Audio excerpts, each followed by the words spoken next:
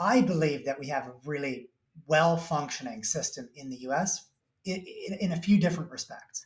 So first of all, we have access to consistent, up-to-date, so real-time and historical information that goes back in most cases 10 to 15 years in terms of production. I think the fact that the MLSs have made a big push to comply by the RESO standards have meant that the definition of certain things, whether it's count of bedrooms or how you define interior square footage and how do you calculate it, the fact that that's consistent across markets is super helpful for a variety of reasons. One, agents can have confidence in guiding their consumers across whether and post-pandemic consumers have a broader series of geographies that they may want to consider buying and selling in. There's a lot of second homes being bought all over the place. I think it also inspires, while there is a lot of competition between brokerages, of course, in terms of recruiting and that dynamic, a lot of collaboration when it comes to the transaction, right? So you'll very often see, in most cases, agents working with an agent at another company on another side of the deal because they have access to the listings, right? For example. And so what you have in countries like Australia and, for example, in Sweden, my father's from Sweden and my wife is from this, I'm pretty familiar with that market, is you have the equivalent of a Zillow there, and it's called Hemnet. And Hemnet has effectively become the repository of information. So if you're a seller and you want to sell your home, you have to pay a fee to Hemnet in order to get that property kind of marketed and syndicated around the internet. The fees for Hemnet, so their self-reported average revenue per listing, because they make money per listing, have increased eightfold over the last 8 years. And so they have near monopolistic pricing power on the one hand. So they're extracting a lot of value because an agent needs to market the home, or the seller needs to market their home. And basically what happens in that context is two things. One is there's basically competition for how much can I spend on this portal to make my property stand out. Yeah, that's a good point. That is quite challenging. That doesn't serve the consumer in the long run because the consumer is actually paying and kind of a price taker in that situation. Yeah. And it certainly doesn't benefit the agent in any way because the consumer is basically forced to market on that site. I think the second thing is the availability of data. If you look in Sweden versus the US, and this is also true in the UK and other places, is not as consistent and not as exhaustive historically. No. And I believe in Australia, you have to pay extra and extra to get this historical information. And so just having access to the availability of the data in the first place is challenging from the agent's perspective.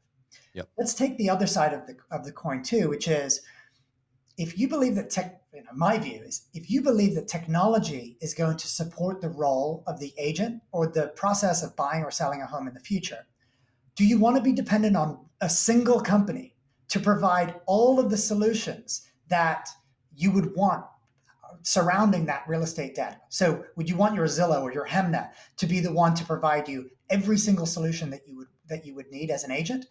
Or would you rather have a system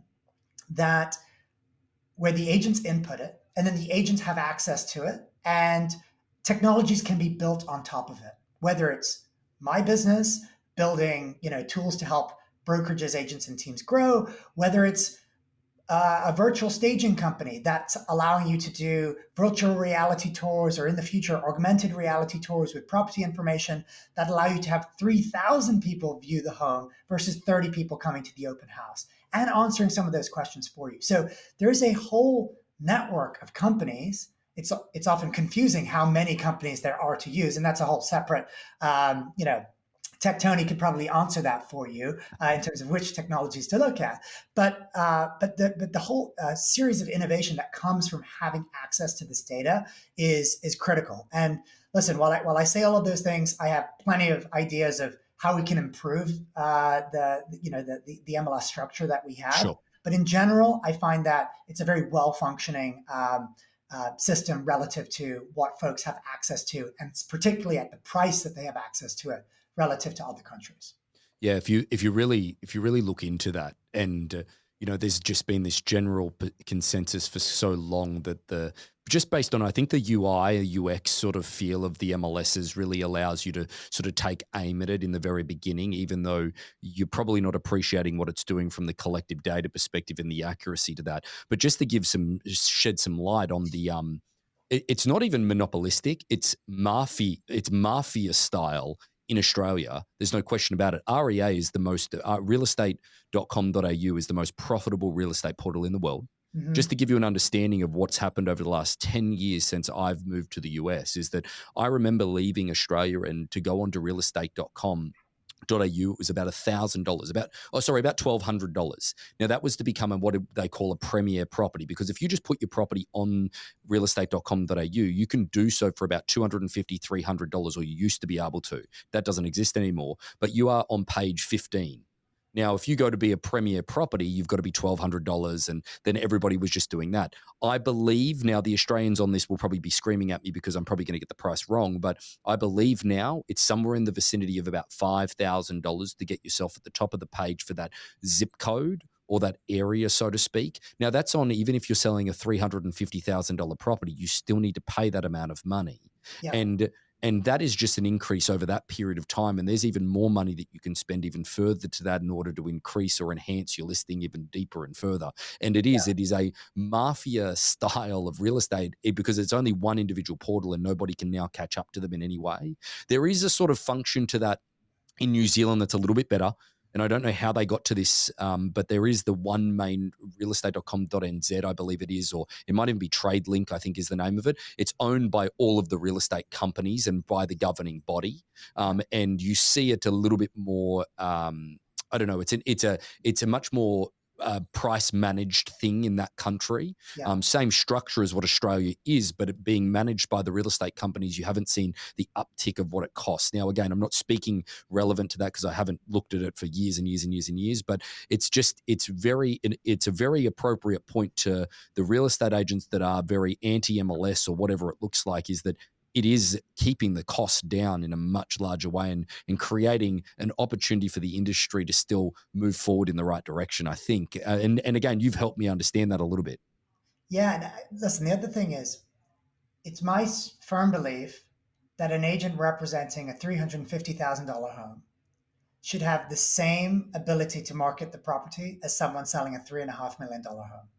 And when you get to a place where a portal has pricing power like that, it's the lower value homes that are the ones who are suffering the Yeah, most, for sure. Yeah. because this pricing is based on a per listing basis, not based on a percentage of your sale price.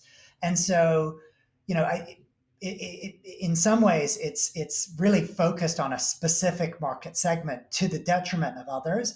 Yeah. And I think any agent that's advocating for the breakup of these things, and a variety of different individualized silos should pay attention to that fact. Certainly, the ones who run the portals might be successful, but in all the research that we did at McKinsey, working with some portals, what the consumer wants, and this is the benefit of Australia, and quite frankly, the benefit of Zillow today, is they want the breadth, the exhaustiveness. They want to be confident that all of the listings I may ever want to see are on this site Yep. before I start liking and sharing and commenting on all of the different opportunities there. And so we have this opportunity to actually erode consumer trust if we now have 15 places that you need Yeah. to go to find a property. And I think the brokerages that are advocating for this, it's very clear in terms of what they're trying to do, and it will benefit certainly some of the largest brokerages in the country from a recruiting perspective. Whether it benefits their own agents in the long run is to be determined. And in my opinion, it's severely going to harm the brokerages that are not the top 10 in the country. And Yeah. so it's an interesting time. And that's not to say that, the current ways that clear cooperation has been written and codified is perfect. Few people are going to advocate for that, but generally speaking, I think I'm a big proponent of the role of the MLS with some changes.